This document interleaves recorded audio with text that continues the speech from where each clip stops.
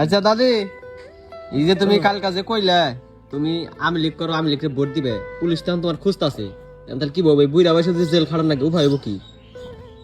কেরা কইছে যে আমি করি আমি না শুনলাম তুমি বলে আওয়ামী লীগ করো, কেরা কিলো শুনলাম তুমি আওয়ামী লীগকে ভোট দিবে এবার।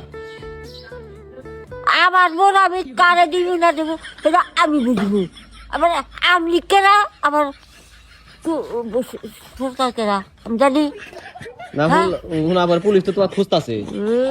ওই দিনে খুঁজু আহ পুঁজি পুঁজি